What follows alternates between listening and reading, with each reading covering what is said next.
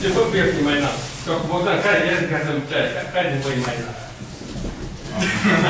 E înalt. Tot e asta. Încet ce? Hai, Bogdan.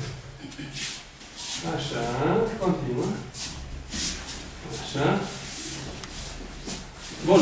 Asta presupune că gâtul lui era la nivelul luminii tale. Cum te asiguri că el gâtul lui la nivelul luminii tale?